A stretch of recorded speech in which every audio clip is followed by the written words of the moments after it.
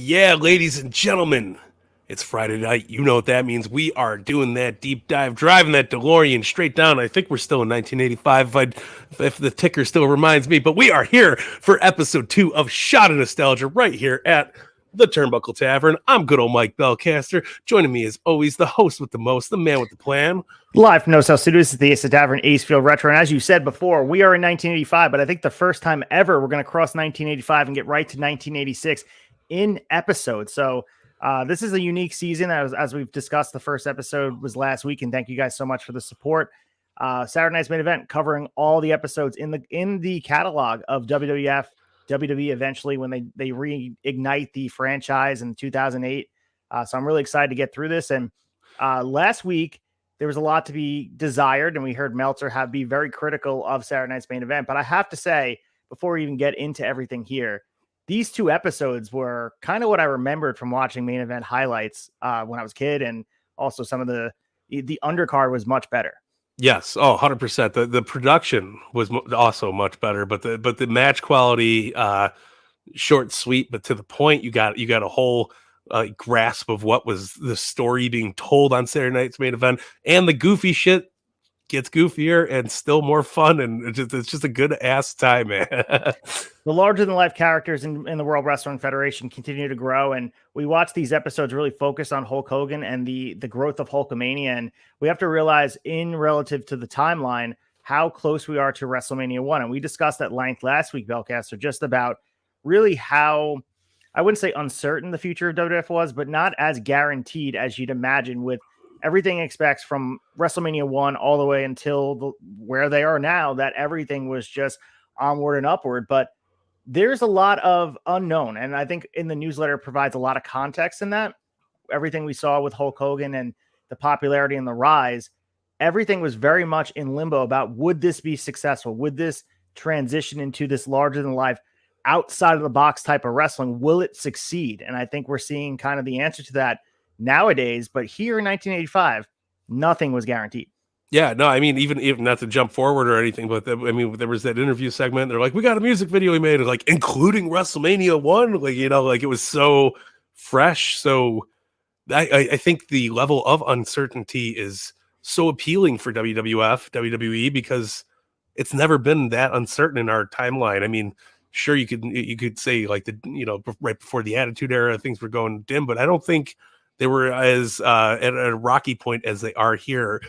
When they're doing this journey of Saturday Night Main Event, and it's wild to watch, man. And nostalgia is a warm blanket. And this is very much, you sit down and watch these shows. They're very digestible. They're quick watches, and that's been really an escape for us. I think the last few seasons of Shot of Nostalgia, there's a lot of content to consume to understand the full landscape of what was going on, whether it be WWF 1998, whether it be Smoky Mountain Wrestling 1994. With this, and understanding where WWF was, there wasn't an endless amount of things to watch from the World Wrestling Federation. This is kind of it here. I mean, of course, they had the primetime show, they had the live events, they had all this other stuff, but really you're able to understand the storyline from, there's months in between. We'll see this go from November until January. There's Saturday Night Main Event. There's time in between. So it was a lot more easier to digest because you knew the faces, you knew the names, and the storylines were very easy to follow. Yeah, I mean, from a national television standpoint, I think this is the most in-your-face wrestling has been, So, it's probably a lot easier to follow back in 85, 86, but I'm enjoying it. I'm following it. You're following it. We're having a good time here with it. I think the characters are louder than life. They speak so many different volumes, and these 2 episodes we're going to cover here, they really speak to that. The Halloween episode is just a blast to watch through and so fun. It's just stupid fun. Yeah, and I think also, watching wrestling growing up and reliving the WrestleManias from 1985 and going back and watching 1986, 1987, we lived through the timeline of WrestleMania, but doing yourself the favor, and I really am appreciating the history of wrestling by doing these shows, going back and watching the in-between WrestleMania. And I don't think I've ever done that in the 1985 landscape and seeing the characters get developed. Because, and I know I speak for a lot of fans, like WWF had guided my timeline of what wrestling was, and from WrestleMania to WrestleMania, WrestleMania 1 to WrestleMania 2, to me, those are the only two like exposure I had to 85 and 1986 wrestling as far as a kid. That's what lived there. But seeing the in between, it's fascinating. Hulk Hogan's not wearing the yellow and red every single time. He's still rocking blue and he's rocking white. And seeing some of these other characters, even Jesse Ventura, having him on our screen, yelling, a young Vince McMahon. This is who's who of wrestling, and I'm having a blast doing so. So the first episode was a lot of fun. This one was even more fun to watch, and I think they're only going to get better. Yeah, I really felt that. I really felt sitting down watching these two was a breeze, and not just because of Terry Funk. We both know how much we love Terry Funk over here at Shot Nostalgia, but it was easy to watch. It was fun to watch, easy to follow. The characters keep developing. You're getting more sense of who's who, what they're going out there to accomplish. And again, it is wild to see Hulk Hogan not rocking the Hulkamania gear all the time, because it's to this day he still wears the Hulk Rules shirt. It's a trip, man.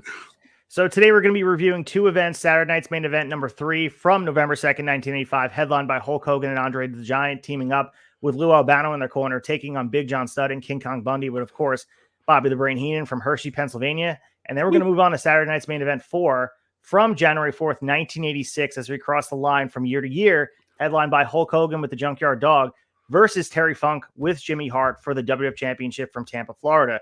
So a lot to be said about this match. And I'll be honest with you, looking at Terry Funk, this is one of the matchups I looked at as we were picking new season Shot Nostalgia. This almost put me over the top and saying Terry Funk in a big title match. As goofy as the character was on his end, it was WWF turned up to 11, but it's still Terry Funk in 1985. And he's a legend, man. And as time goes on, he's becoming more and more my favorite Mount Rushmore type of wrestler. 100%, man. And he is a staple here at Shot of Nostalgia. He's been every damn season. Yeah. Love it. It's amazing to watch, dude. It's fantastic. And seeing these different variations of championship matches, and we're going to continue to see them down the line. I know the Extra Cooler Boys covered Hulk Hogan versus the Genius at one point, which of course we'll get to. But seeing Terry Funk in a title match and not just have, obviously, Terry Funk doesn't win the title, but there were moments in the match where he suspended belief, and it had me rooting like a kid watching this and understanding, and they gave him a lot too. And of course, we'll talk about the match, but they really gave him a lot too. Even when Hogan beat him, the announcers put it over. They made it look like he was a legitimate contender, and Hogan just snuck a win out, which is amazing to see because they gave a lot to Funk here. Yeah, I'll save my comments for it when we get to it, but I do love the setup of the whole thing. I love how it played out. I'm very impressed, man. Very, very impressed. So each week we'll go through all the tapings, the newsletters, and the context to keep you up on the date of the 1985, 1986, and further on throughout the rest of until 1992 for WWF. And we have 2 cards to review from 85 and 86, and we have freshly watched these.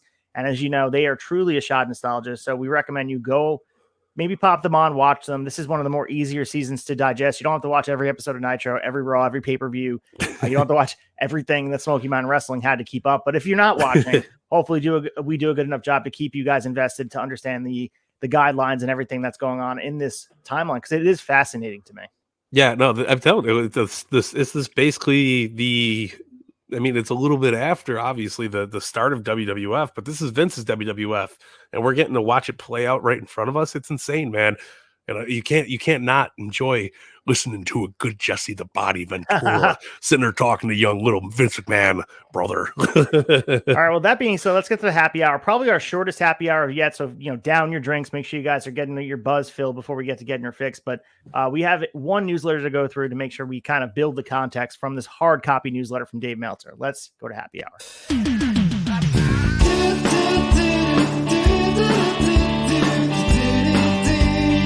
Happy hour.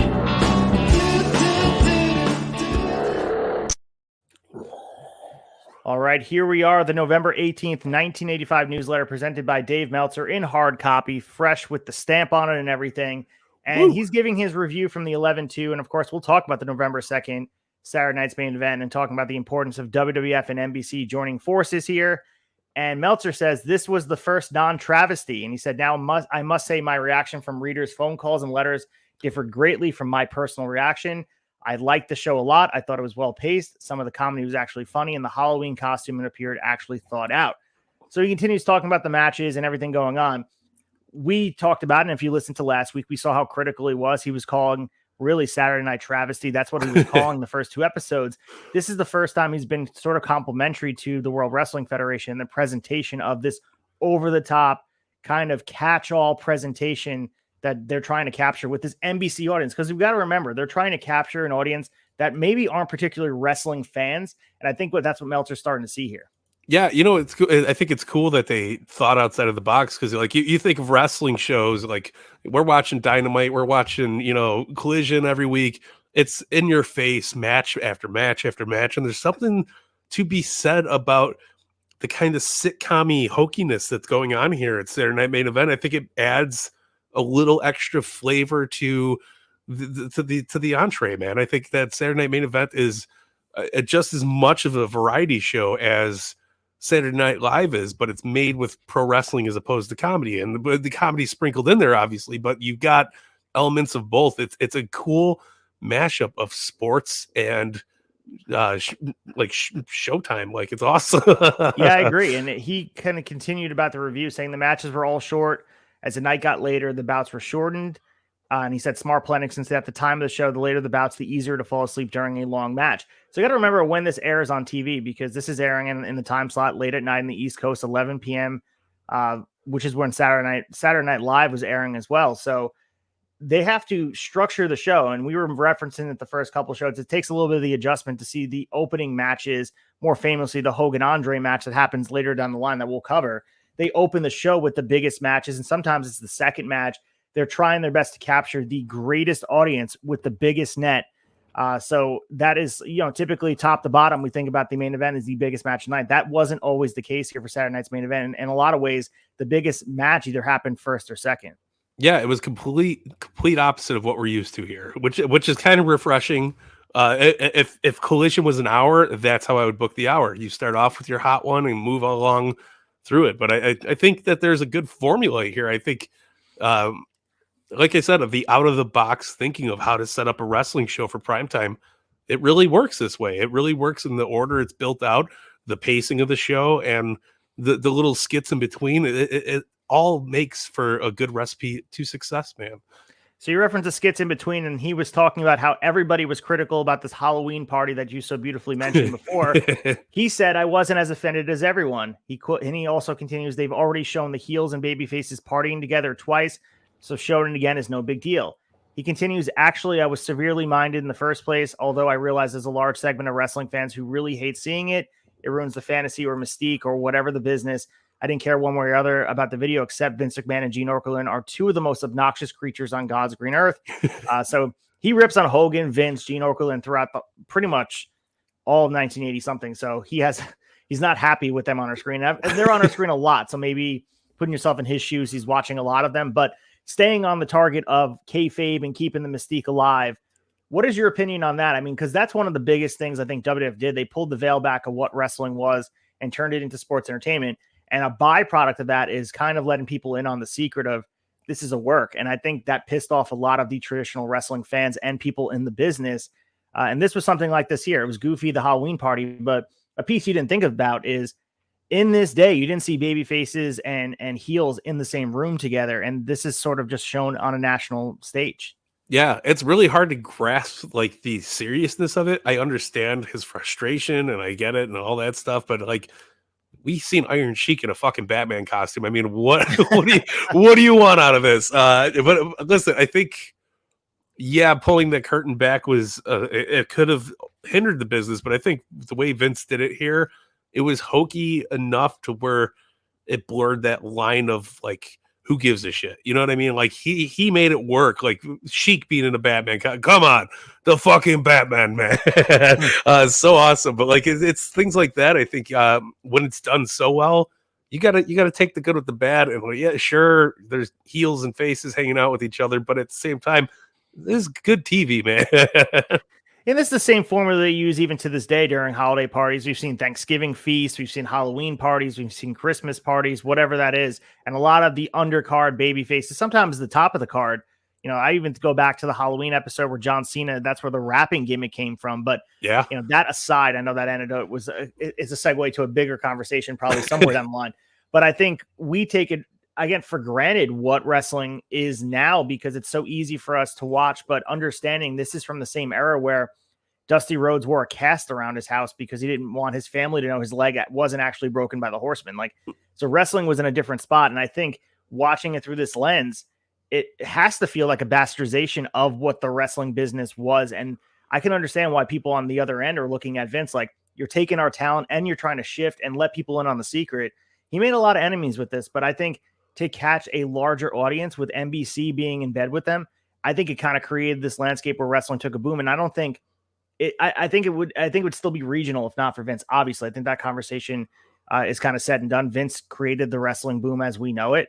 Yeah. And maybe that's revisionist history or whatever, but I think it took this level of investment and these larger than life characters and the involvement of NBC, MTV, all that stuff to get wrestling to this next level. It was never going to be, you know, on the back of Jim Crockett Promotions. It just wasn't. No, 100%. And I think the double-edged sword there is like we see how hokey it is here, and it works in 85, but come like 94, 95, that ship is long gone. And I think focusing so much on the character aspect of wrestling hurts in the long run. But right here, it's fresh, it's new. They're trying to make a completely different name for themselves, and they're utilizing all the talents in a way where they could be on national television. So where's the line? You know, like where's the line? Like that's where it falls to. Like, does Sheik want a payday? Hell yeah, Sheik wants a payday. Does he need to be Sheiky boy all the time? No, throw him in a Batman costume, get him on TV. We'll throw him, you know, a couple. We'll pad the loop a little bit. Yeah, and wrestling evolves too. There's a level of the era that before even WWF, where running the ropes was looked at as too fake. And they wanted to make sure it looked real in the ring. Like, and I guess letting people on the secret. And today it's tongue in cheek. There's Fan Fest, and every wrestler has a podcast telling about the magician's tricks. I mean, I was just listening to Ted DiBiase's podcast, which is fascinating. By the way, it's called Everybody's Got a Pod, and he's talking. hearing his, and that's goddamn true. But like hearing his insight, it's like, wow, I never really thought about hearing DiBiase's take on the Megabucks stuff and getting his side of the story, not just hearing the same story that is driven by the WWF, WWE propaganda machine is fascinating. But that being said, even an old school guy like DiBiase is tapping into that well and understanding, you know, kayfabe be damned. I'm going to get on the podcast and talk about it because that's where wrestling is at this point. Everybody that loves wrestling almost loves it more knowing it's a work. And that's kind of crazy to say. I think if you told a fan in 1985, that was the case, but it's true. I think I'm more interested in stuff behind the scenes, how the sausage is made, for as cliche as it is. I think that's part of the allure of what pro wrestling is and has become. 110%, man. You know, it's funny you say that is because, I mean, we were so consumed over the Brawl Out extravaganza 1 year ago today, you know, 1 year ago this weekend, man. But like the fans were more into what was going on with that than they are the actual product, and that's a hell of the times, right? And wrestling has always been so soap opera-y that it kind of goes with it, and it's natural, you know. It's not like you're forcing it. Like you're not seeing like Jungle Boy like, oh, Anna Jay, I love you, you know. It's not goofy shit. It's like, oh fuck, this happened, what's gonna happen? Like you get invested into the backstage antics, and I think that comes from where we are, like where we've grown from here to, I mean, Sheik wearing a Batman costume all the way to Punk eating a muffin, shitting on Colt Cabana. Tell me when I'm telling lies, you know? It's so interesting. And we continue with Vince's NBC special about Meltzer saying that this past Saturday drew a 10.4 rating and a 27 share, far and away the best number he's drawn in that slot. And at a time he needed it most because the NBC contract expired. So what we don't even think about is that if the two shows, and Meltzer was critical about the first two shows and the numbers they did, but they did good enough of a number to continue. They weren't guaranteed to have shows, you know, on NBC. If this relationship doesn't continue, who knows what wrestling becomes. And I know it's like, butterfly effect, ripple effect, whatever you want to call or label it. WWF needed NBC to have the eyes of the national audience. And if that relationship fizzled, maybe Vince McMahon and WWF doesn't get another opportunity on a national stage. And maybe it just goes, this is just as important as WrestleMania 1. And I think people don't look at it through that lens. Yeah, no, it's crazy, man. So Meltzer says, I really feel good. The rating was due to two things. He said the fact that Halloween show was actually funny and the continuous plus on the syndicated shows for his special. Vince's lucky local stations are blasé about him hyping a show on a rival station during their airtime. And he said, actually, I'm sure in most cases they just don't know about it. Ignorance is bliss. Huh, Vince? So also, I mean, we see this all the time too. And I always think about this when you buy commercial slots from, USA or TNT or TBS, and you see whether it be tickets for WWE shows or AEW's airing on USA, that's free space for everybody. But the fact that, again, this is in a landscape where there's not as many channels, there's a very limited amount of entertainment value on your screen. You have kind of the choice of a handful of channels, and you're going to watch NBC. It's one of the big 5 that you have on your basic cable.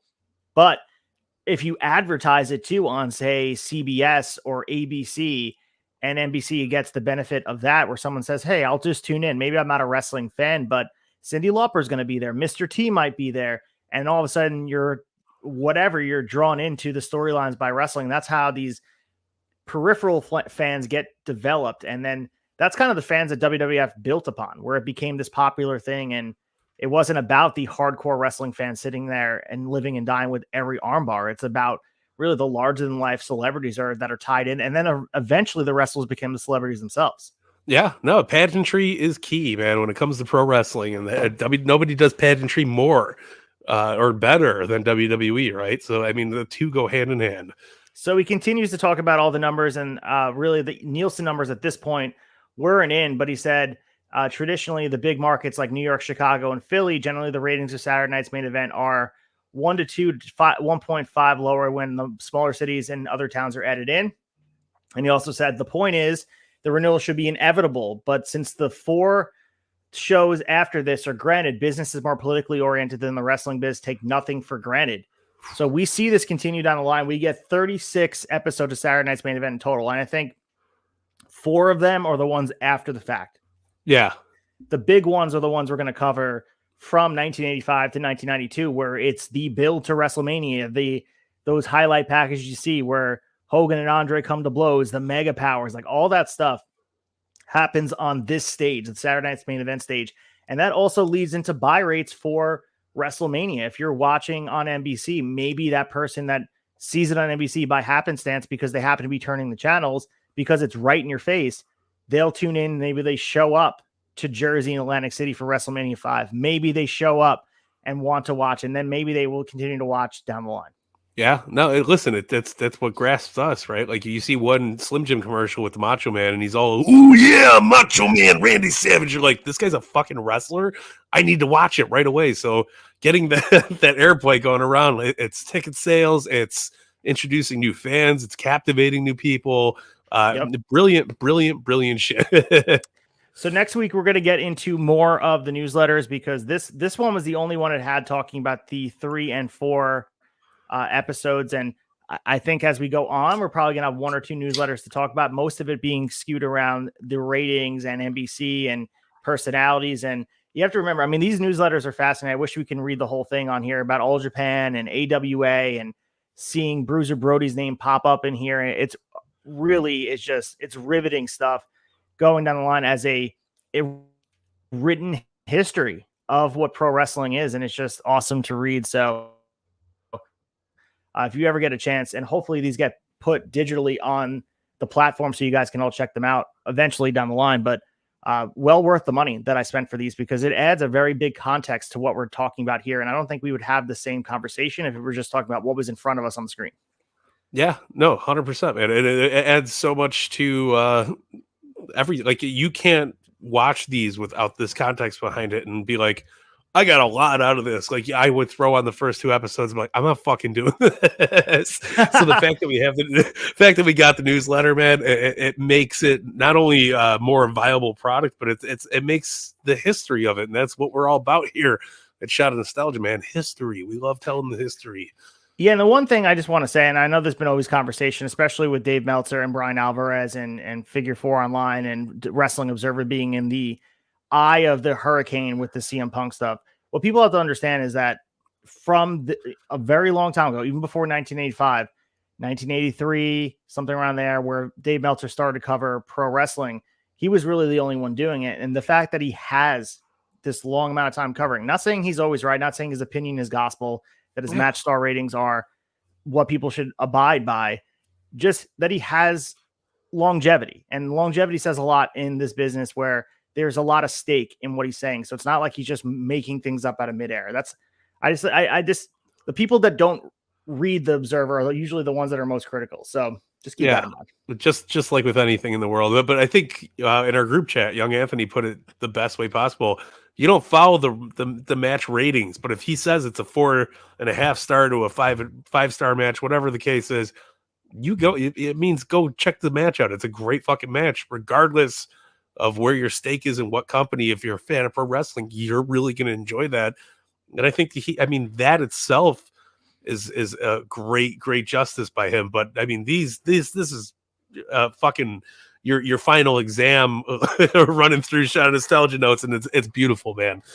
Yeah, and we'll continue to talk about it, and the hard copies are pivotal in what we're talking about. We're going to get our fix, though. We're going to talk about everything we watched in front of us on the Peacock app, which is poetic and serendipitous that we have Peacock to kind of guide us through here, because NBC has been so important, and they continue to be so important to WWE.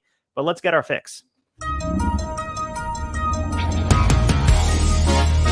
Get your fix.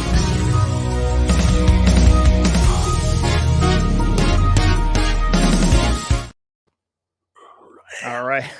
Belcaster, here we are, Hershey, Pennsylvania, for the Hershey Park Arena. It smells like chocolate.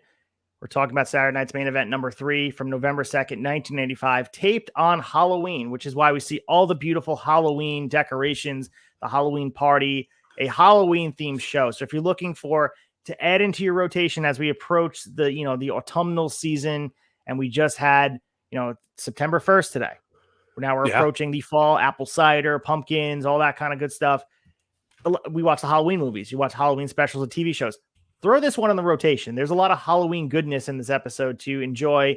Again, they air it 2 days after Halloween, but being taped on Halloween, they lean into it. Hershey, Pennsylvania is the recipient of some good, memorable holiday action from WWF, and they do that really well. I think what they do, these Christmas episodes, the Thanksgiving episodes, it has this very holiday feel, and this was no different. No, what's cool about it is, like, it kind of brought me back to the time when, like, holidays lasted more than just the day.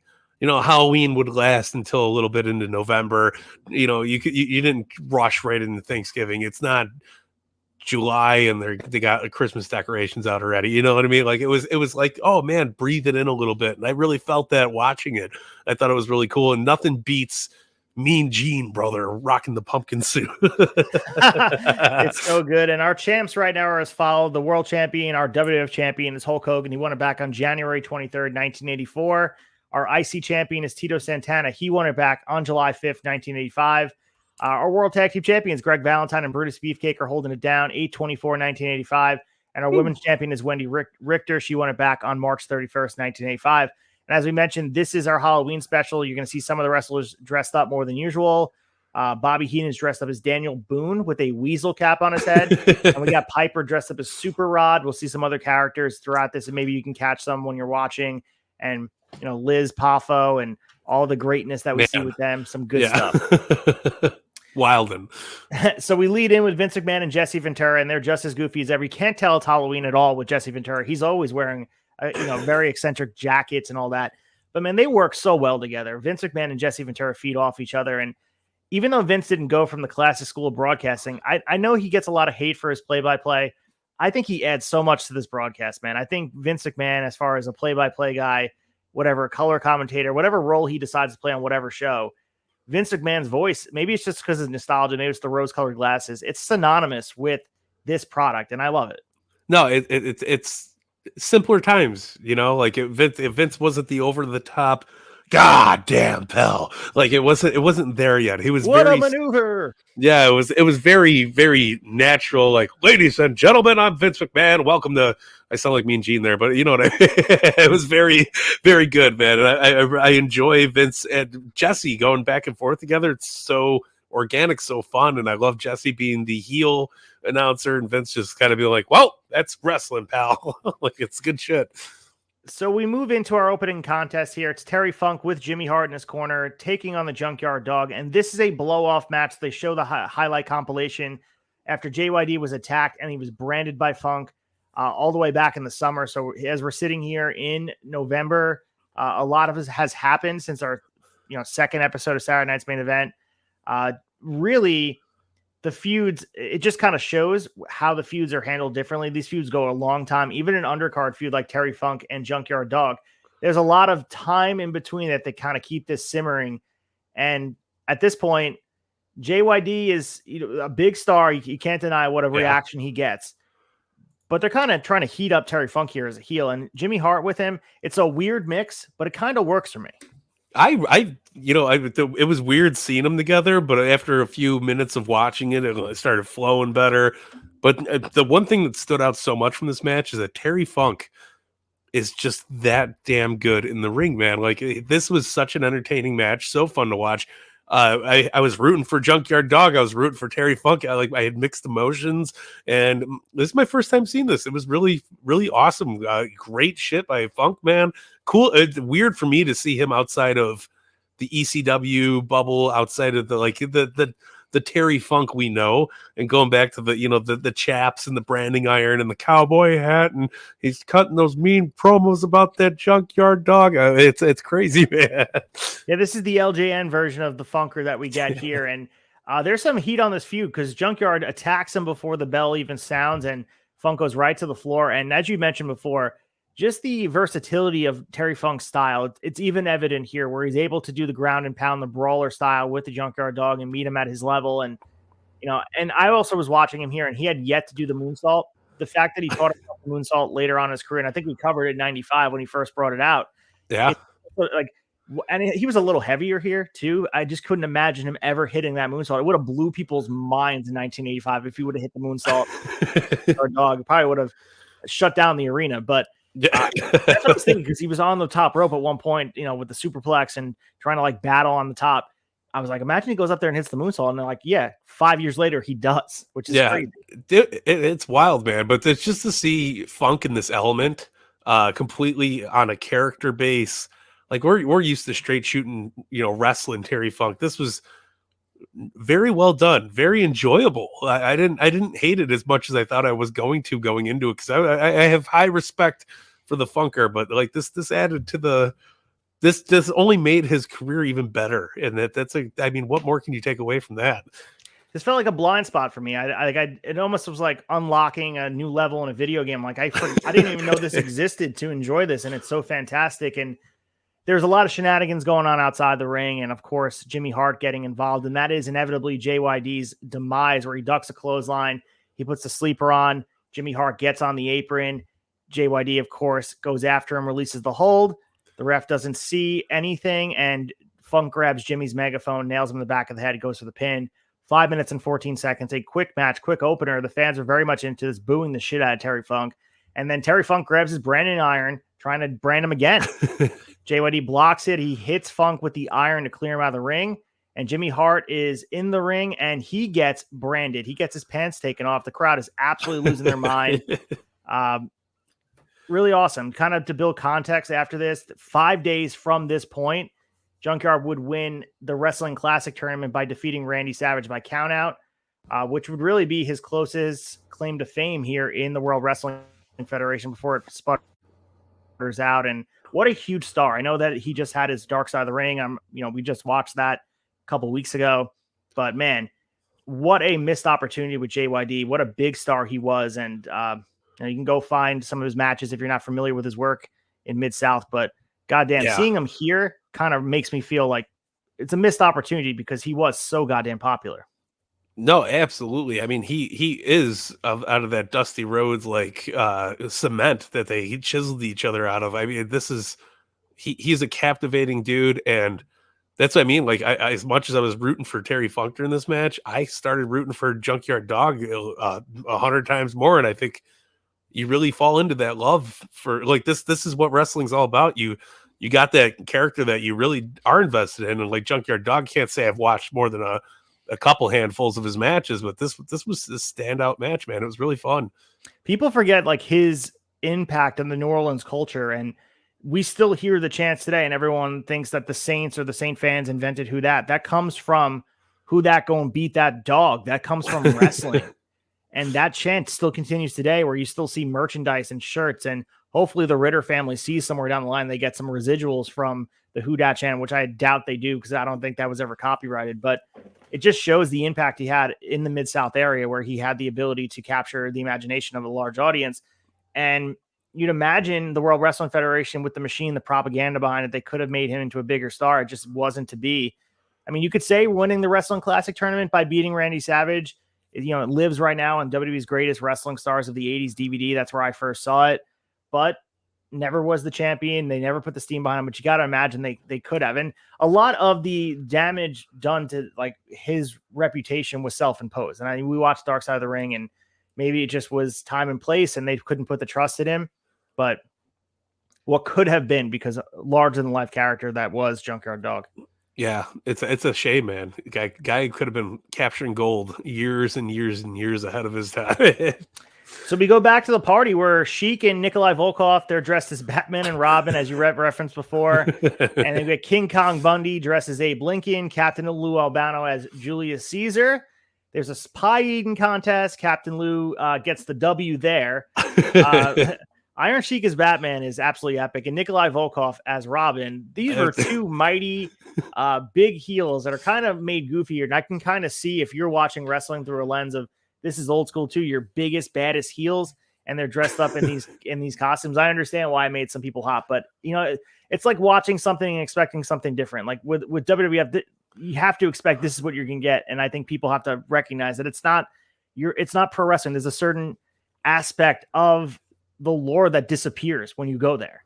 Yeah, no, absolutely. You know, the only thing that was missing from this segment was Sheik going, fuck the Superman, I break his back and make him humble. Like, I would have died, man. But this was, like I said, it was so lighthearted that it made sense, and it was fun, and like, kayfabe be damned. I think this was great.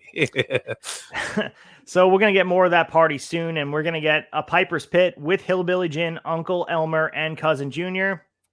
So we know that Uncle Elmer got married last week, and we saw it here on Saturday Night's Main Event, and Roddy Piper didn't like it. So now he's bringing them on Piper's Pit to quote unquote apologize. So Jesse Ventura had some brutally honest things to say about the Hillbilly family here. Jim, Elmer, and Cousin Junior. Ventura was firing barbs all across. Once they all get up out of their seats and start beating on him, Piper grabs his finger and points at Jesse Ventura back over at the announce table for talking trash about them. And Hillbilly Jim wants Jesse to get in the ring and say what he had to say to his face. So we get some Jesse.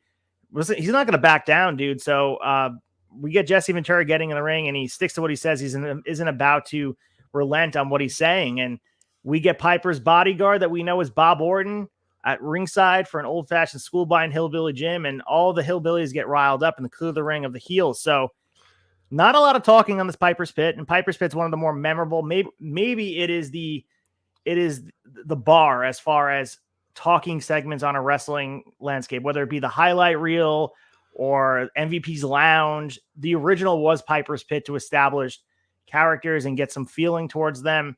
Yeah. This was not it though, man. I'm not into the Hillbilly Jim, Uncle Elmer, Cousin Junior stuff. I just don't see it. And maybe for whatever reason, and maybe during 1985, it was hitting people a different way. I just can't get behind it, and I have no interest in it. No, absolutely not. It reminds me of, I mean, every season we have something that I think that's distasteful that we're just like, I'm not digging it. And WCW had their wedding when we were covering it, and like just much the same thing, man. This falls right to that side of like, who gives a shit? Why am I watching Hillbilly Jim and the hillbilly cousins come running around and doing shit? Like, too much, man. Yeah, just not into it. I mean, hopefully we see Hillbilly Jim, and he gets an LJN too to bring it back to the character. It's a pretty good character there, but you know, we covered the wedding last week, and wrestling weddings, there's a lot of memorable ones, and then this one's sort of forgettable. And I'm, you know, looking past this, and Roddy Piper wasting any time being involved in this. It's just not it, homie. I don't like it. Yeah, I'm good. So we go back to the party. We get pumpkin bobbing, and then we got Bobby Heenan versus Cousin Junior. And Heenan does get the W here. He's all excited, and a lot of Halloween antics going in between. This is what I love, man. The decorations are on point. It's such a fun time, and you just want to be there enjoying all the autumnal, you know, the cakes and stuff they have in the back. But, you know, your thoughts on Bobby the Brain Heenan going to pumpkin bobbing, as they say? Dude, when was the last time you bobbed for anything? Have you ever bobbed for something? I bobbed for an apple at a Halloween party back in high school. Very hard, deceptively hard to do that stuff. Yeah, no, but like that. This is what I'm saying. Like clicking the memory banks, man. I totally forgot bobbing was a thing. Who the fuck bobbed for anything anymore? Bobby the Brain Heenan. That's who. So awesome. I thought it was fun, and I like Bobby the Brain's antics, and like he plays that character so damn well. But yeah, man, Cousin Junior. I'm good on I'm good on all the cousins and uncles, and yeah. But it was a fun segment. I like that. So we lead into what was a very, very big tag team match. I mean, I would go pound for pound, maybe the biggest of all time. Hulk Hogan and Andre the Giant teaming up to take on Big John Studd and King Kong Bundy. Of course, Hogan and Andre have Lou Albano in their corner, and King Kong Bundy and John Studd have Bobby Heenan in their corner. The crowd is so up for this match. They love everything they do, and they don't do much. A lot of these guys can't really move. Yeah. But everything is done in such a simplistic manner that the fans are reacting in a big way. Simple stuff. Missed clotheslines, kicks, punches, slams, double axe handles. This match was kind of just nothing going on, but it just shows when the fans are resonating and care about the characters in the ring, the reaction is palpable. And I very much enjoy the seeing Hogan and Andre on the same side of the ring with personalities like John Studd and King Kong Bundy and Bobby Heenan and Albano. This was like, man, this was very, very electric. Yeah, this is any Hall of Fame class of any here in the last 20 years. It's insane. But, you know, the way I look at these matches like this, like you're looking, you say pound for pound how big it is. It's like being a little kid and seeing a monster truck for the first time and going, holy shit. Because that's the whole match. I wasn't watching what they were doing. I'm staring at Andre. I'm staring at King Kong Bundy. I'm like, God damn, these guys are so fucking huge. And like it shuffles your brain around a lot. You know, you're trying to figure out, like, it's the spectacle, man. And I love the spectacle of watching these guys. It's all four of them in the ring at the same time. I mean, it's insane. So we get, you know, a lot of the big action here. Of course, we get the bear hug from Studd and from Andre on Studd, I should say. Andre chopping guys in the corner, but it kind of breaks down at the end where the heels are hitting on Andre. Ref asks them to leave the ring. They refuse to. The ref calls for the bell. They're still ignoring it. 5 minutes and 35 seconds. We have Hogan and Andre getting the win via DQ. So this whole segment goes about 8 minutes because as the heels exit the ring, Gene Okerlund gets back in the ring and he wants a word with the winners here. And he asks Hogan and Andre their thoughts on it. And Hogan and Andre are insistent that they want more. So this feud is not over. And Hogan and Andre, again, larger than life character, seeing Andre at this point in 1985, 2 years from now, where we're going to see WrestleMania 3, the biggest match in WrestleMania history at the Pontiac Silverdome. Just amazing to see. And this was almost planting the seeds for that feud here. It just shows the long-term booking on their end where inevitably you have to recognize when Hogan reaches a certain level and Andre the Giant, the spectacle from the original Vince McMahon Sr., that was his guy. Yeah. That was the match you wanted. And you can see even here, that's where they were going. And even though the wrestling in this match was really simple and non-existent for work rate, there was nothing crazy in this match. No, these guys are just, the fans really were all about this, and their reaction makes this match, you know, it takes it to the next level. Yeah, I felt the same way too. And I loved it was rather Vince or it was Jesse, but we'll go with Jesse just for the podcast's sake. But he's like, there's 508 pounds behind those chops there, Vince. And like, it's awesome, man. Like they really do a good job hyping up the talent in the ring on commentary too. I think that's an underrated thing already 3 episodes in here. I think commentary is so damn good that they make the spectacle even bigger. Yeah, and we get lost in a lot of Vince's I guess people make it a meme that Vince loves the Giants and you have to be a certain size to ride this ride that is WWE. But you see the appeal here where when it works, it works. And I think during this time, you mentioned larger than life, seeing a monster truck for the first time, they're gearing their audience towards ages 5 to 12 or whatever is sort of the median audience that they really want. This, man, I can understand why you would go back to the well for this and want to recapture the magic that we saw in this match in a simple way. I understand why he invests in a guy like Braun Strowman and wants to have a guy like Omos on our screen, because at one point, this is what it was. And maybe at some point they'll be able to recapture that magic with larger than life guys. And, we're going to see the complete opposite on a lot of main events. But as far as big guys go, it's not for everybody. I admit that work rate is probably for like the wrestling fan nowadays, but there's a certain sect of fans that love to watch these big guys that you wouldn't be able to find in the grocery store. These guys are just, they stand out in the airport, as they say, the cliche thing, the airport test. These are for the biggest guys that have ever graced the squared circle. I love it. Absolutely love it. So we get the broadcast premiere of The Land of a Thousand Dances. Vince mentions you can catch this video on MTV, which to the current generation would be like, what is MTV? But it was a big deal. So the fact that we still had music television and WWF tied together and then bake this all on a cake and put it on the NBC plate, if you will. Yeah, this is a big deal, man. So having MTV and they were a huge influence on the first side of the WrestleMania 1 hype, and it continues here. And we see a lot of those stars continue throughout 1985. And I don't think WWF would be in the spot if it was not for their MTV relationship. Oh, absolutely. 1,000%. I think also too, we talk about the Forbidden Door and we're so obsessed with cross promotional things. I think the original Forbidden Door for them was NBC and MTV. Yeah, that was their original. That's a very good point. It's crazy, man.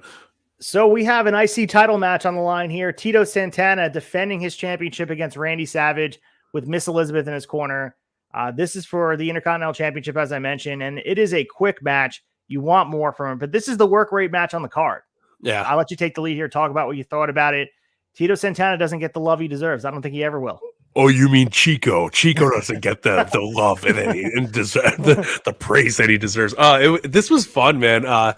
It's again weird, kind of seeing everybody out of their element. Like Macho Man, to me, is our WCW Macho Man. He's got the tassels, he's rocking the bro. Like, of course, I've went back and seen some matches where he's just rocking the Star Trunks, but it's still like mind-boggling to me to watch that. But this is probably the first Tito Santana match that I watched full and through and was like, man, this isn't bad. It was quick, but it was good.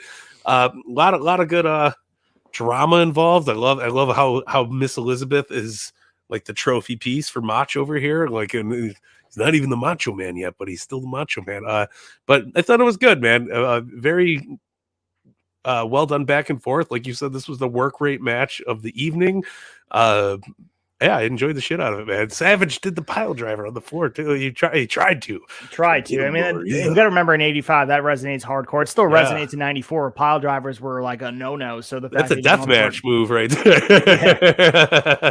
But if you're looking for a good Tito Santana match to go out and binge, and a lot of people forget about this one, but it opened WrestleMania 8.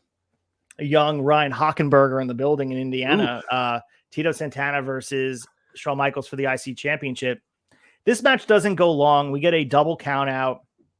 That's kind of an easy, as a championship, you don't want to change hands here. The fans got their fix here as far as 4 minutes of really solid work.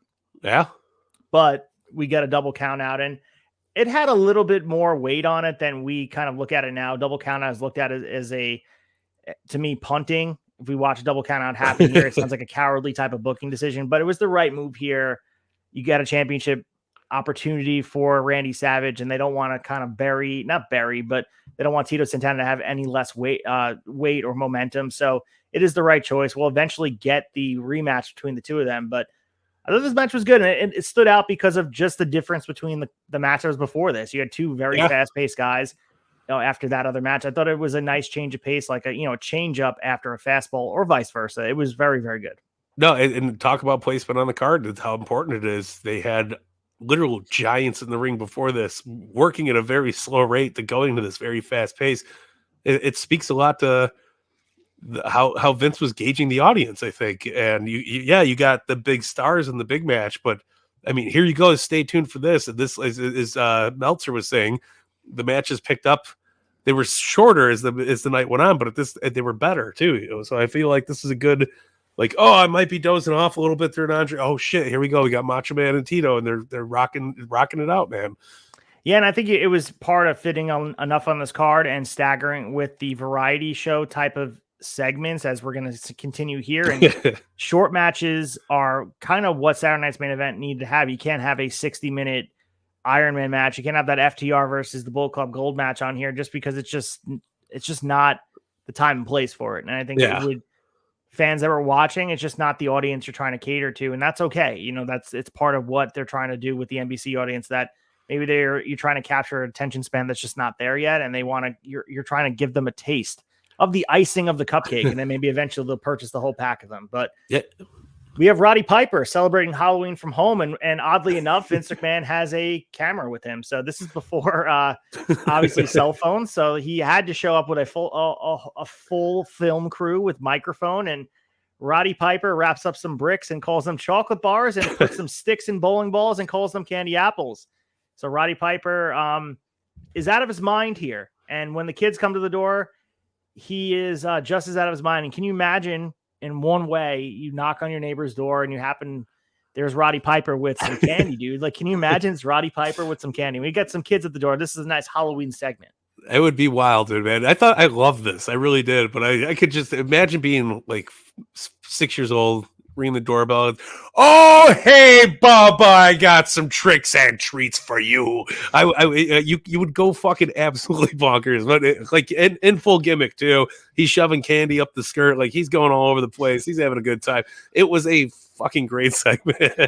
So he's telling the kids he has either circus peanuts, which are those orange styrofoam level, like dollar store, you go there, or Fritos. So obviously, you know, you're looking for Reese's, you're looking for Kit Kats. No, you get circus peanuts or you get Fritos. So, you know, if you go to Roddy Piper's house, I guess that's how he does it in his family. Finest Colombian cuisine is a Frito. Let me tell you that, right? so good. And we have the Kung Fu Challenge next, and Mean Gene's watching Mr. Fuji break stuff as we kind of lead in. You can imagine there was a commercial there. And we have Ricky Steamboat versus Mr. Fuji with Magnificent Morocco in his corner in a Kung Fu match. So before we cover this match, the backstory is that Morocco and Fuji choked out Steamboat with the black belt on his waist, and Steamboat just wants revenge. So this is as simple as that. Very on the nose type of characters where they want you to understand Ricky Steamboat is a martial artist. So of course this would be a Kung Fu challenge, and they want to make sure that you are recognizing that that's what he is. And this is super quick. 2 minutes and 50 seconds. Of course, Ricky Steamboat gets the win here. One thing I wrote in my notes about this was how much Speedball Mike Bailey reminds me of Ricky Steamboat in presentation-wise. In ring, not so much here because Ricky, Mike Bailey is a different type of style, but there's a mix of, if RVD and Ricky Steamboat got together and you mashed him in a creator wrestler, that would be Mike Bailey, and I would take that as a compliment. Yeah, I would take it as a compliment too.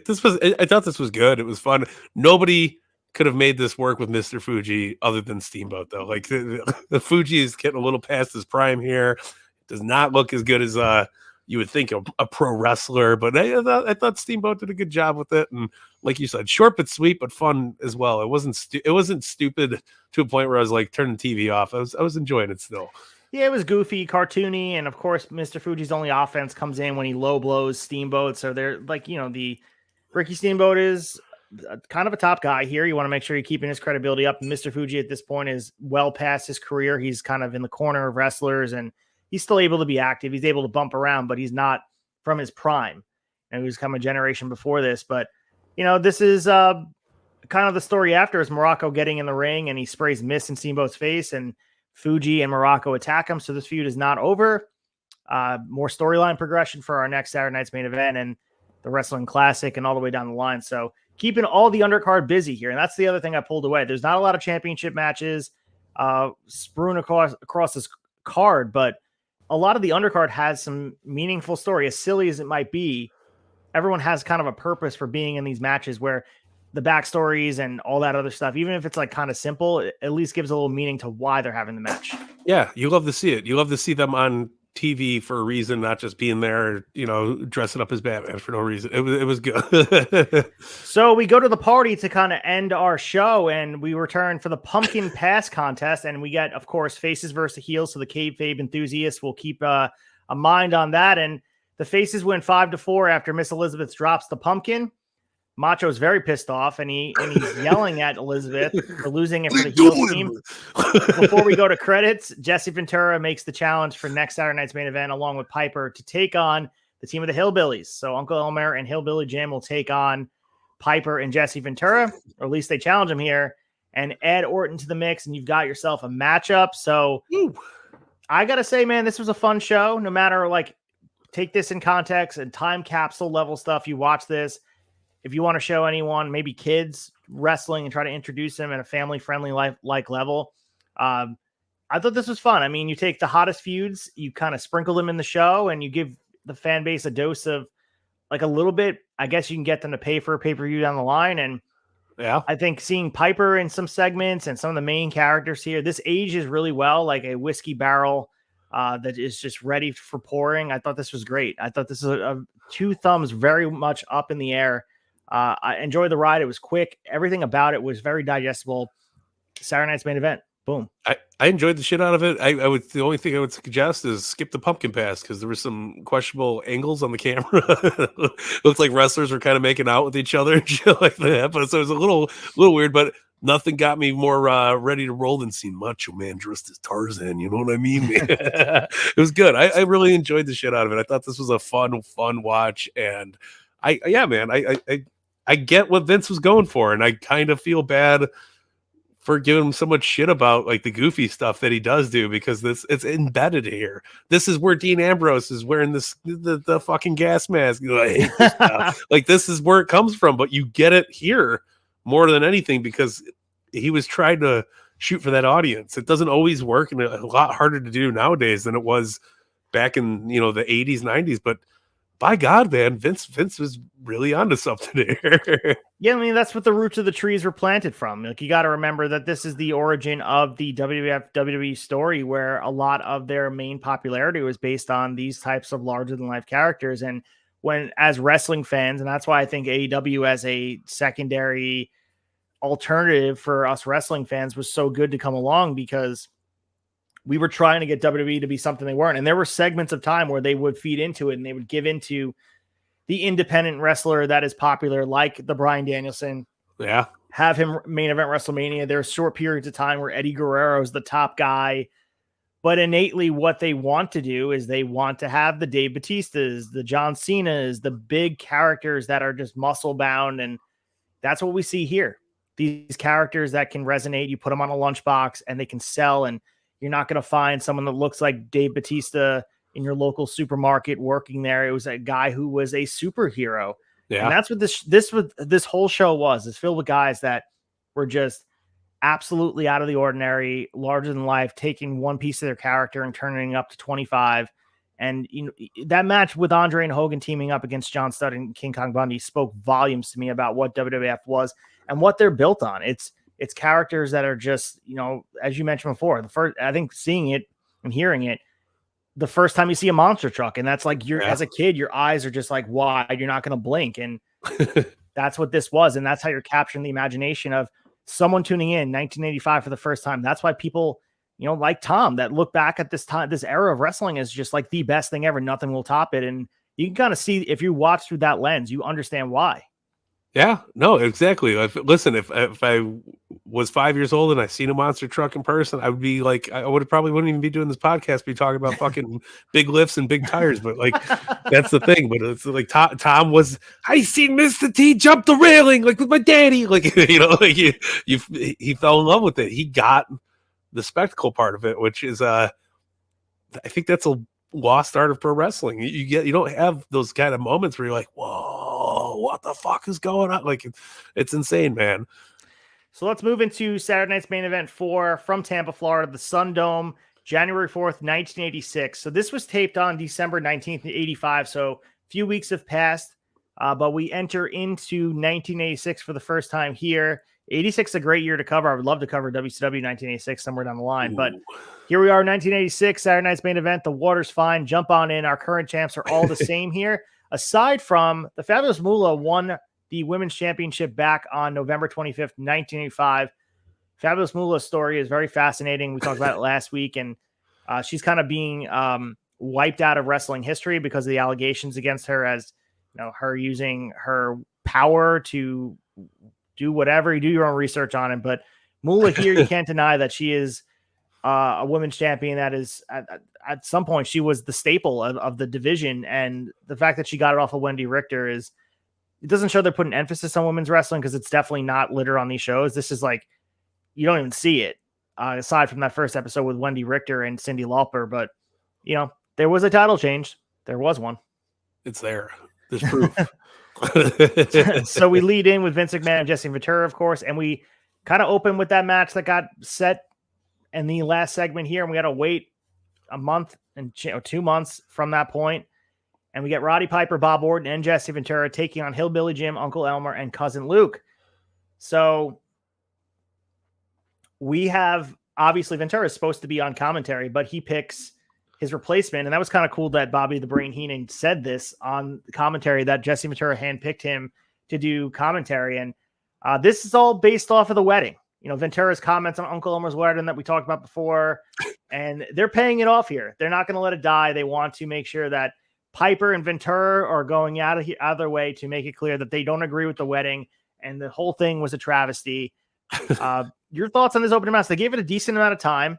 Seeing Jesse active here was kind of cool, considering, Hillbilly Jim, Uncle Elmer, and Cousin Luke, who I'm not really into, them being involved took away from me. But seeing Piper, Orton, and Ventura on one side of the ring was pretty damn cool. That was the coolest part about the whole thing. And Bobby the Brain being on commentary, I thought that was a cool way to get him introduced in that space. Like it was perfect for that end of it, but like it felt a little long to me. I'm not gonna lie. Like it was kind of a hard one to get through, but like you said, Piper, Bob Orton, Jesse the Body, Ventura, all on the same side of the ring fighting the good fight, brother. It was amazing. I loved it. So the ending was cool. We never really get to see this, and it's always one of those things they use in a match with the arm being put up in the air and then dropping down. It's a big spot, especially during this era where Hogan would have it as he's in a sleeper from one of the top heels. Piper puts a sleeper back on Cousin Luke to prevent him from realizing that anything's going on behind is anything that's happening with the ref's attention turned to Hillbilly Jim. And as Luke's arm falls 3 times to secure the win for Piper, Orton, and Jesse Ventura. So we get to see that be a finish. It's happened sometimes. Usually there's a submission, but seeing someone pass out with the 3 arms dropping, it's something that is missing from wrestling. I don't think we see it a lot. I think AEW, sometimes the refs pull the arms up, but we never see the drop 2 times. And then the third one, he kind of like, I'm here. I got the fighting spirit. I kind of want that back in wrestling. Yeah. I think they should bring it back more, because I used to do that backyard wrestling. That would be the best. I break that move out all the time. That is something that is innately into the face comeback. But that was I enjoyed that finish. I thought it was cool. No, it was cool. I hope Bryan Danielson one day brings back just the regular plain old sleeper and just fucking starts putting people to sleep. Nobody does it anymore. Nobody. I can't tell you the last time I got a good throw him into the ropes, switch bait, put the sleeper on him like a good Piper one. I know Mox does it, but he doesn't use it as a finish. So he does the bulldog choke, but he puts him up sometimes as a transition move. But you're right. I think it'd be cool to do a Piper level finish. Yeah. Give me one. That's it. Then you could, for the next 10 years, you could fucking piggyback off that. It'd be like, oh, he's gonna pass out, and then they were good. But no, that was really cool. I did enjoy that. So we get one of the more memorable segments here, where we go out to a water park, and Jimmy Hart has challenged JYD to a water slide competition to prove that he's just better than him. And obviously Jimmy Hart makes it clear, I couldn't beat JYD in the ring, so I can probably beat him in the water slide contest.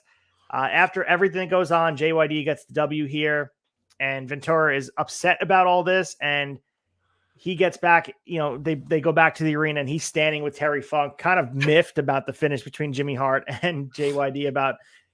He hates the faces, Ventura. Yeah. And he hates everything about any face going over it. And whether it's a match or a water slide competition, he makes it clear. And I love it's so believable. Jesse Ventura looks visibly pissed going into this interview with Terry Funk. I love it, man. Ventura brought so much emotion that didn't even need to register, but it registered so well.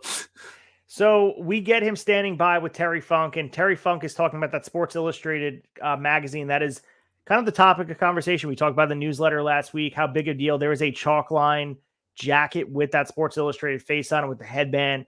Big deal for a wrestler to be on a Sports Illustrated magazine cover, but Terry Funk says it should be him. And once he beats Hogan for the belt, it will be him, or he's going to brand all of the executives at Sports Illustrated.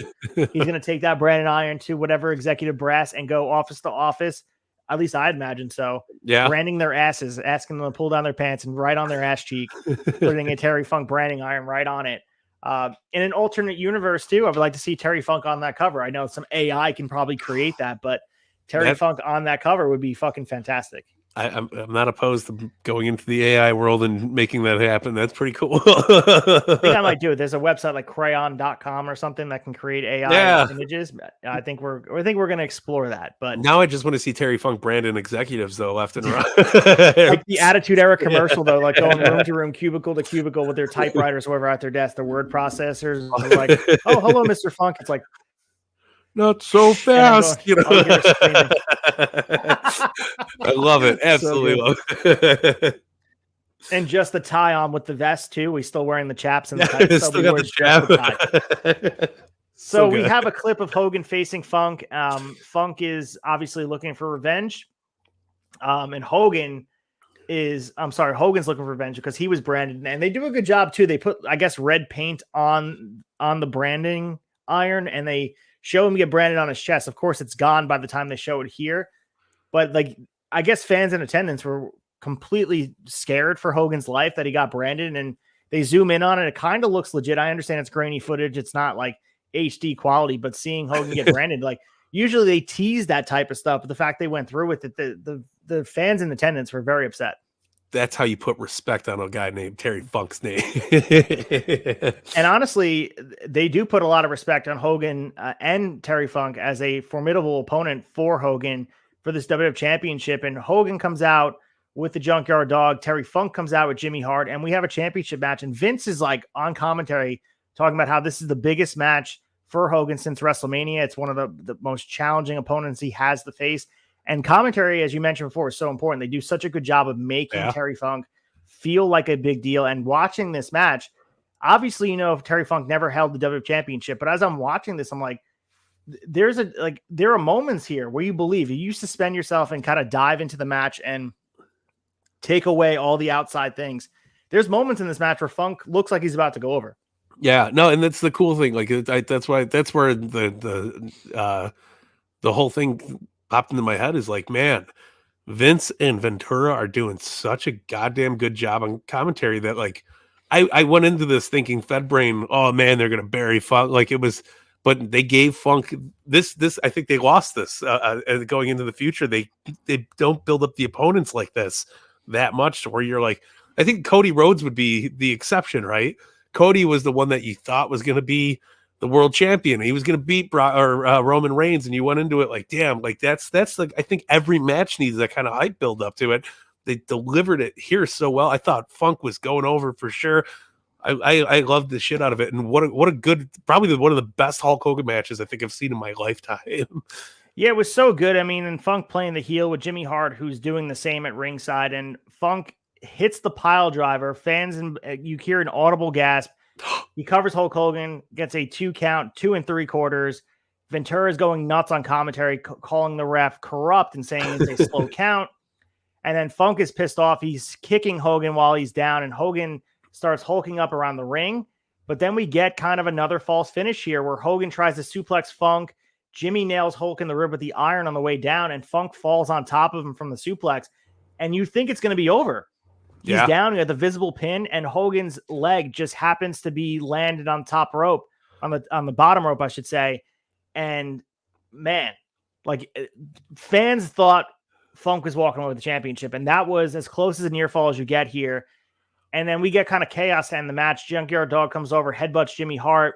Jimmy Hart's now out of commission. Funk is now looking at the ref and arguing with him like, dude, no, his foot wasn't on the rope. It was a 3 count. Dave Hebner's in the corner and then turns around and Funk gets put into a Hogan clothesline for a quick 3. He kind of kicks out a 3.5. Yeah. And again, it made it look like Funk like probably deserved to win. He had Hogan down. And it was weird to see because Hogan was so unbeatable and he becomes so unbeatable the next couple of years. Whatever they were going for here worked for me. I really enjoyed this. This was a great, as you mentioned, Hogan match as far as WWF goes. It wasn't like the New Japan level match that we saw from him, but there was more athleticism from him. And Terry Funk, what a great dance partner. And I understand he goes off and does different things, but it would have been cool to see him last here as a big bad against Hogan throughout, 86, 87, 88, but it wasn't to be. He kind of went off and did his own thing, but it was cool to see him here. Yeah, no, 100%. I loved every bit of it. And like this might be one of my top 5 favorite Hulk Hogan matches. Like, I really, really enjoyed the shit out of it, man. It was it was great too. Like, as I mentioned before, because there was moments in the match where Hogan looked overmatched by Terry Funk. And I think probably was. Truer words never been spoken. But I think like watching Terry Funk as a legitimate contender with the WWF machine behind him was very cool to see. And he's a different wrestler. He almost is it might as well be a different human being than the one we get to enjoy in ECW and down the line. But at the same time, it just shows the versatility and the growth of Terry Funk and how many errors he's been a part of. And, I just can't say enough good things about him. He is a Mount Rushmore type of wrestler that a lot of people need to dive deep into his discography of matches, for lack of a better word. Because if you look at even his deathmatch stuff and his stuff in ECW, his stuff in the Attitude Era, he's kind of this guy who's across all these different places. And I think people need to put appreciation on the impact he had on the business, because maybe Hogan's not the same guy if he doesn't get to work with Terry Funk so early on in his championship reign, so I really much enjoyed this. And one of the reasons we picked Saturday Night's Main Event to cover, it was fantastic to watch Terry Funk in a big spot, in a big match, probably his biggest match ever for WWF. Yeah, 100%. I loved it, man. So we have Randy Savage in the back. By the swim park here. Randy Savage is teaching Miss Elizabeth how to swim. And he pushes her down into the water from a 10-foot drop. So obviously Randy Savage is a heel. He's a misogynist type of character. This is the guy they build around, and we're going to see that kind of developed as in the George Animal Steel stuff and the build to WrestleMania 3. And this kind of lasts for the next 2 years. Your thoughts on this? Was this like, are you familiar with this angle with Randy Savage and Liz? Because this kind of took me, because I always thought the character of Randy Savage and Miss Elizabeth was always like undertones. Like this was directly just like he's a mean guy towards his wife. Yeah. Or his girlfriend or whatever she is at this point to him. I was not expecting it. I'm more like in tune with like Mega Powers era, where he's still kind of like that. We're not too far removed from that kind of situation, but it's a little heat, man. And what a good way to get heat on a heel, I guess, in the 80s. Make him push his wife off a 10-foot thing into water and snap into it. So we snap into our next match here, and George Steele is taking on Randy Savage with Miss Elizabeth. George Steele has Lou Albano, and the one thing I want to point out here before we get started, and this was thanks to IMDb and also your eyes if you're watching this, and if you have gone back and watched it, go back and check this match out again, because the anonymous referee for this match, who is a familiar face, especially from Shot Nostalgia lore, WCW, ECW, it's Dean Malenko. 25 years old here, 14 years before his first match ever on WWTV. He made his debut as a referee. So he's reffing this match and doing some research, started his career as a referee throughout the circuit here. And awesome to see Dean Malenko. Has me wondering what it would have been like to have Dean Malenko versus Randy Savage here in this era. Of course, he's younger. And we probably got a variation of that in WCW. I'm sure we can go down the line, but on a big stage, Malenko versus Savage, probably tear it up. Give him 50 minutes and let him just like steal the show. Yeah, the Iceman counteth, right? That's let him get that 3, baby. So really the story of this match, it's quick here. This is the beginning of George the Animal Steel falling in love with Miss Elizabeth, and there's many televised matches between Randy Savage and George Steele across different years, and this is one of those stories that continues throughout WrestleMania 3 with Ricky Steamboat, and that's the undertone of the story with George Steele, carrying Liz out and all that. So this is, George Steele's a gimmick. I mean, he's, biting turnbuckles and acting like a legitimate animal. And we talk about being on the nose, like gimmicks are completely on the nose, whether it be, a guy like George Steele, who is an animal, like he is legitimately an animal in the eyes of wrestling fans.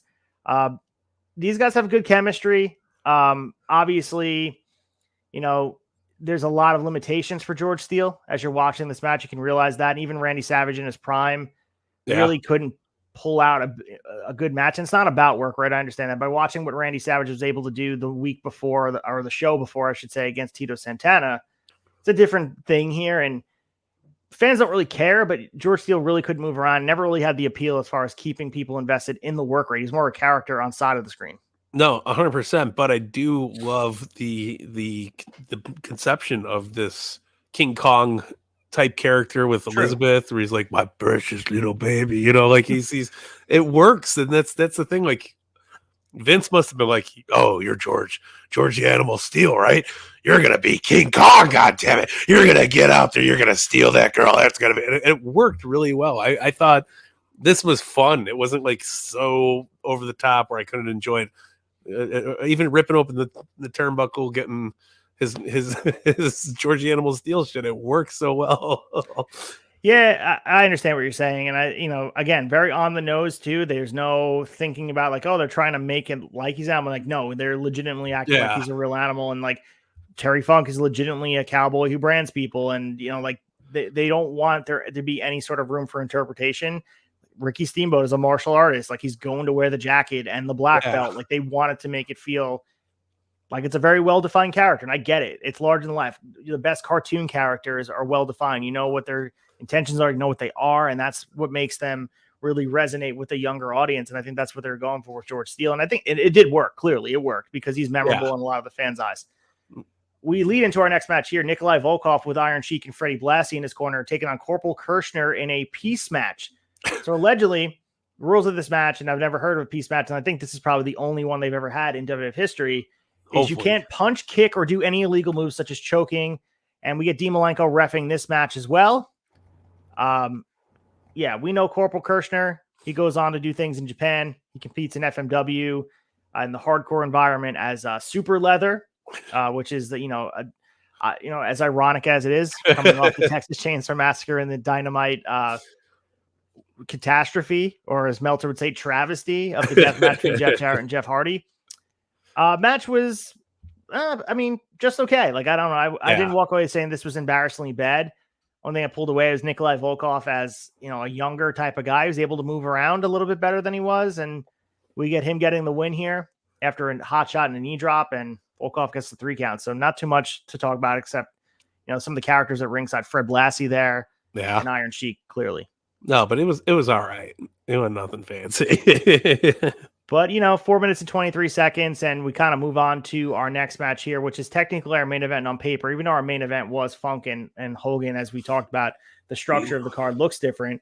And we get the Junkyard Dog and Ricky Steamboat teaming up to take on Magnificent Morocco and Mr. Fuji. So Steamboat is looking for revenge some more because, again, we see the highlights of them choking him out with the black belt. And JYD always looking for a good fight, supporting a good friend in Ricky Steamboat. And all 4 men start the match in the ring. Steamboat gets tossed out of the ring by Fuji to start it. Morocco gets the ups on JYD. And they're the start for the legal men. So we get some good action going back and forth. JYD getting a lot of the fans behind him. We get some good hot tag to Steamboat. That was probably the highlight of the match here. He absolutely murders Morocco with some chops and nails him with an enziguri, which enziguri was a big deal here. In 1985, dropping an enziguri was a big move. No slapping of the thigh here. Nailed him right in the back of the head. Steamboat high flying, hit the body press at one point. Mr. Fuji comes in, makes the save after the quick 2 count. And Steamboat flips out of a back suplex. He gets JYD in, and JYD nails the headbutt.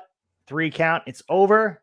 And kind of, the finish was anticlimactic after the hot tag. I think they probably should have just had the win right after the hot tag, or they wanted JYD to win them, get the pin. Maybe they should have done it differently, but the faces going over here obviously is the move for Saturday Night's Main Event. Send the fans home happy. Your thoughts on this match? Anything stand out to you? I didn't hate it. I love seeing a young Ricky Steamboat, man. I think like he's just so much in his prime here, and it's so awesome. Fuji looks like shit. I'm glad he's slowly getting into the suit and staying there. But like, I think I really enjoyed the team of Junkyard Dog. I thought I don't know, he's got such a good presence from the fan base, man. And like teaming up with a baby face such as Ricky Steamboat, such good pairing. Very well done, man. So we're on the road to WrestleMania 2 at this point. And if you guys remember, WrestleMania 2 is live from 3 different cities, one being Nassau Coliseum. We get one in Chicago, one in LA. So they have, most notably from the Nassau Coliseum, Mr. T and Piper in the boxing match. And you had King Kong Bundy versus Hogan, which no seeds are planted for Bundy, really, aside from that tag match where there wasn't a lot of heat. Of course, he's going to be the big bad that he faces down the line, but we'll get one more Saturday night's main event in between, as we'll talk about when we close the tab. We're going to get one more before the Mania. But we're on the road here, and WrestleMania 2 wasn't guaranteed.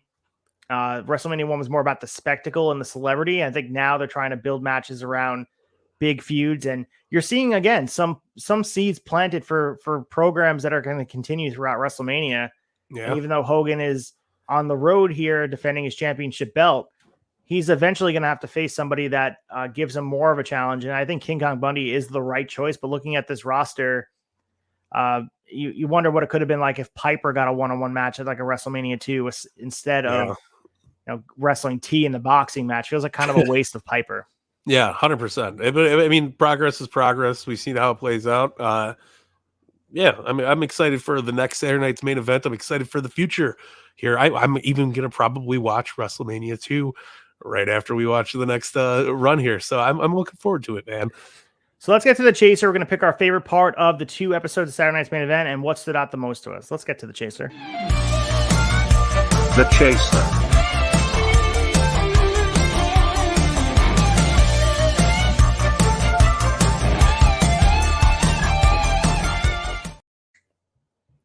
All right. As we mentioned, every week we'll pick our favorite part. Belcast, let's start with you. Your favorite thing, and why was it Terry Funk versus Hogan? I was going to say, how can it not be Terry Funk versus Hogan? There were some other standout moments. Like I really did like it. I love George the Animal Steel and the Elizabeth kind of play. It reminds me of the big red dude from Looney Tunes. When he picks up, Bugs Bunny, he's like, I want to pet you and squeeze you and love you. Like, it's got that kind of vibe to it. But of course, it's going to be Hogan and Funk, man. It's just 2 legends on their own spectrums, complete opposite sides of the wrestling spectrum, too. Terry Funk, this diehard, original, old school outlaw legend that has wrestled in the most extremist of extremes, been thrown off stages and dumpsters with Mick Foley, got choke slammed out of his shoes in Hell in a Cell in Hulkamania. It's the wildest matchup that fucking works so well. It was like peanut butter and jelly, baby. I loved every single minute of it, and I would sign me up for more. I want it, man. I agree with you, man. There's no way I'm not picking that, and I think the match between Hogan and Terry Funk even objectively stood out the most, even if it wasn't just for Terry Funk in the match. The match just felt like a big match feel. Even though it went 8 minutes and 30 seconds, it felt like they put a lot of emphasis on it. Very much a championship bout, and I think throughout the Saturday night's main event, what I'm looking at as we kind of plan for things and seeing the championship matches that continue, you see a lot of guys that don't get the opportunity on big stages like a WrestleMania get championship matches. And of course, we're going to talk about one next week. Magnificent Morocco gets a WWF championship match. And it's cool to see because this is like a pay-per-view adjacent. It's not completely a pay-per-view, but seeing these like one-off matches, it's like fresh content for me. Yeah. I'm going back and watching. And I know people that enjoy these in the moment probably look very fondly back at it. And I think now that I'm looking at it through this lens, and I think that's kind of what they're trying to create, what they were trying to create on Battle of the Belts, when you have, championship matches that would feel kind of one-off, like a guy like Roosh getting a championship match would be kind of akin to a guy like Magnificent Morocco or a Terry Funk getting a match, because it's not quite at that level, but he's like just there. Yeah. So I understand the aesthetic, but it doesn't fit because this was the only content you were getting for months. You know what I mean? You're getting so much wrestling content that you want a little bit more meaning in your matches, and that formula kind of leave it in the past. And I don't think anyone else can really touch it unless, there's a time and place for nostalgia, but I think it has to live in the WWE land. You can't really touch on it unless you're doing, because, I know this is going on a side rant, Battle of the Belts needs to be Clash Champions. I think they need to be more Clash Champions in Saturday night's main event. I don't disagree with you. So anyway, and I also want to just shout out Dean Malenko as a 25-year-old referee. Yes. Doing a great job. Doing the stripes proud was absolutely amazing. I think, Iceman counted is that should be a shirt. And I didn't know he was a ref. And I'm ashamed. He's one of my favorite. And I didn't know that's what he was doing. Trying to carry on the legacy of Boris Blanco. Those boots lie heavy, but he did them proud, and it started out in the ring as an officiant. Damn right, man. All right, let's get to closing the tab. Lights are coming on the bar. We're going to preview next week, talk about what's going on in Tavern as we kind of cruise through September here on Shot Nostalgia and finish up this episode and get ready for episode 3. But let's close the tab. Closing the tab.